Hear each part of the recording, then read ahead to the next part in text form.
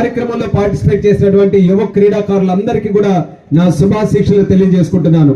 క్రీడలనంటే శ్రీకాకుళం జిల్లాతో ఒక ప్రత్యేకమైనటువంటి అనుబంధం ఉంది.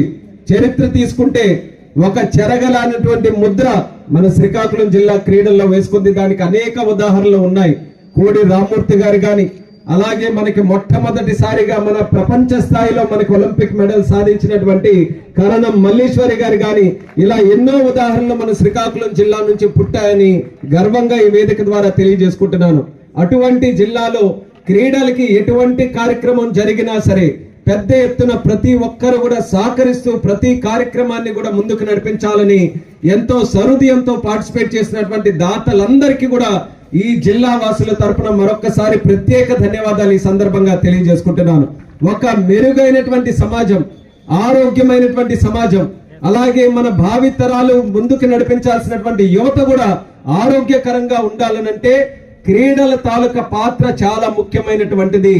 అది క్రీడాకారులు గాని, అది ముఖ్యంగా మన పేరెంట్స్ గాని, లేకపోతే స్కూల్ చెప్పేటువంటి టీచర్స్ గాని, వాళ్ళకి సరైనటువంటి మెంటల్ ఫిట్నెస్ గాని ఫిజికల్ ఫిట్నెస్ గాని మనం ఇవ్వలేకపోతున్నాము అనేటువంటి సందేహం చాలా దగ్గర మన సమాజంలో కనబడుతూ ఉంటుంది. ఇప్పటికైనా సరే అటువంటి పొరపాటు ఎక్కడైనా జరిగితే సరిదిద్దుకోవాల్సినటువంటి బాధ్యత రాష్ట్ర కేంద్ర ప్రభుత్వాలతో పాటు స్కూల్ వ్యవస్థ నడిపించేటటువంటి పెద్దలు, అలాగే సమాజంలో ఉన్నటువంటి వ్యక్తులు మన అందరి మీద ఉన్నదన్నది ఈ కార్యక్రమం ద్వారా మరొకసారి గుర్తించాలని ప్రతి ఒక్కరికి కూడా ఈ సందర్భంగా కోరుతున్నాను. మొన్ననే ఒలింపిక్స్ జరిగాయి ప్యారిస్ లో. 6 మెడల్స్ మనం సాధించుకున్నాం. సుమారు 71వ స్థానంలో భారతదేశం ఉంది. బాధ కలుగుతుంటుంది కొన్ని సందర్భాల్లో. ఇంత పెద్ద దేశం, ఇన్ని విశిష్టలు కలిగినటువంటి దేశం, ఎందుకు మనం అంత స్థాయిలో మనం రాణించలేకపోతున్నాం అనేది జరుగుతుంటుంది. కానీ మనం దృష్టి పెట్టాల్సినటువంటిది ఒలింపిక్ లో ఎన్ని మెడల్స్ సాధించామన్నది కాదు, గ్రామ స్థాయి నుంచి క్రీడాకారులు ఏ రకంగా మనం ప్రోత్సహించి అక్కడికి పంపిస్తున్నాం అనేది దాని మీద మనం దృష్టి పెట్టాల్సినటువంటి అవసరం ఉంది. దానికోసం రాజుగారు కూడా చెప్పారు, గెలిచిన తర్వాత వాళ్ళందరినీ కూడా ప్రోత్సహించే బదులు గ్రామీణ స్థాయిల నుంచి, మండల జిల్లా స్థాయిల నుంచి, ఏదైతే చిన్న స్థాయి నుంచి యువ క్రీడాకారులు ఎవరైతే క్రీడల పట్ల ఆసక్తి చూపించి ముందుకు వస్తున్నారో వాళ్ళకి సహకరించే పథకాలు చేయాలని నా వంతుగా ఈరోజు ఒక స్థానంలో ఉన్నాను కాబట్టి మాటిస్తున్నాను. రాష్ట్ర కేంద్ర ప్రభుత్వాలతో మాట్లాడి గ్రౌండ్ లెవెల్ నుంచి కూడా క్రీడాకారుల్ని, క్రీడా వ్యవస్థని ప్రోత్సహించడానికి నా వంతుగా ఖచ్చితంగా నేను చర్యలు తీసుకుంటానని కూడా ఈ సందర్భంగా తెలియజేసుకుంటున్నాను. అలాగే మన జిల్లాలో కూడా క్రీడా వ్యవస్థని మరింత పొందుపరచాలని, మనకు ముఖ్యంగా ఉన్నటువంటి స్టేడియం అది ఎంతో కాలం నుంచి అదొక పోలవరం ప్రాజెక్టు లాగా గతంలో అయిపోయింది. మరి అది ఎట్టి పరిస్థితుల్లో పూర్తి చేయాలని చెప్పి కంకణం కట్టుకొని మరి నేను కానీ అచ్చెన్నాయుడు గారు కానీ మరి దీనికి ప్రత్యేకమైనటువంటి దృష్టి పెడుతున్నటువంటి గొండు శంకర్రావు గారు కానీ ఈరోజు ఎలక్షన్లు గెలిచి మళ్ళీ ప్రభుత్వాలు ఏర్పాటు చేసిన తర్వాత పెద్ద ఎత్తున స్టేడియం ని పూర్తి చేయాలని దృష్టి పెట్టి కాంట్రాక్టర్ ను కూడా పిలిపించి కలెక్టర్ గారికి కూడా నోడల్ పాయింట్ గా పెట్టి ప్రతి రోజు కూడా ఎంత మంది వర్కర్స్ అక్కడికి వెళ్ళి పనిచేస్తున్నారు, ఎంత ప్రోగ్రెస్ వస్తుందని డైలీ మానిటరింగ్ తో మన జిల్లాలో జరిగే ఏకైక ప్రాజెక్టు మన స్టేడియం ప్రాజెక్ట్ అనేది కూడా తెలియజేస్తున్నాను. ఎందుకనంటే అది ఎట్టి పరిస్థితుల్లో పూర్తి చేసి దాని తాలూకా ఫెసిలిటీ మన జిల్లాకి, మన క్రీడాకారులకి అందించగలిగితే వాళ్ళు ఆ ప్లాట్ఫామ్ ని సద్వినియోగం చేసుకొని మన జిల్లా తాలూకా కీర్తి ప్రతిష్టలు క్రీడల ద్వారా ప్రపంచ స్థాయిలో నిలబడతారనే నమ్మకంతో దాన్ని పూర్తి చేయడానికి ఈ రోజు కంకణం కట్టుకున్నాం. పాత్రుని వలసలో 30 ఎకరాలు ఉంది. ఖేలో ఇండియా స్కీమ్ ద్వారా గతంలో దానికి పెట్టాం.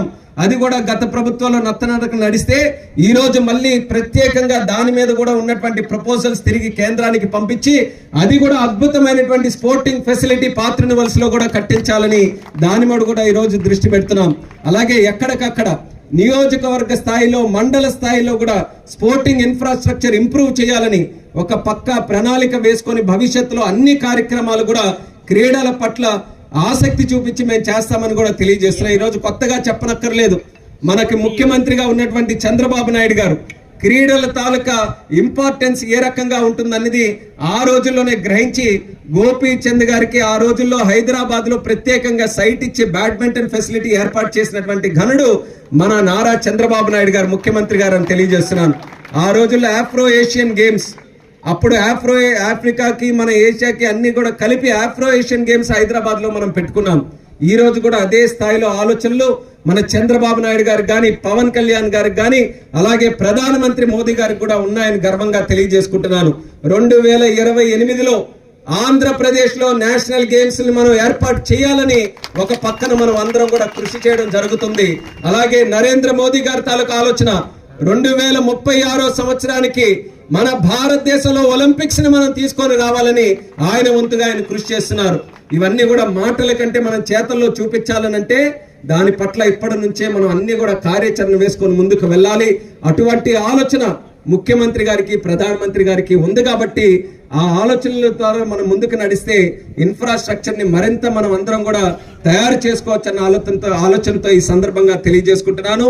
అలాగే మన శ్రీకాకుళం జిల్లాలో ఈరోజు మొదటి కాంపిటీషన్ గా ఇది జరుగుతుంది. కానీ మన జిల్లా పెద్దలు క్రీడల గురించి ఎంత కష్టపడి పనిచేస్తున్నారో నేను ఎప్పుడు నా 10 సంవత్సరాలు నా రాజకీయ అనుభవంలో చూశాను. ఎన్ని రకాలైనటువంటి ఒడిదొడుకులు వచ్చినా, కరోనా వచ్చినా, రాష్ట్ర ప్రభుత్వం నుంచి సహకారం ఉన్నా లేకపోయినా ప్రతి సంవత్సరం కూడా ఏదో ఒక కష్టపడి అవసరమైతే సొంత డబ్బులైనా ఖర్చు పెట్టి మరి కార్యక్రమాలు జరిపిస్తున్నటువంటి ఈ స్పోర్టింగ్ మీద ఆసక్తి ఉన్నటువంటి ప్రతి ఒక్కరికి కూడా మనస్ఫూర్తిగా అభినందనలు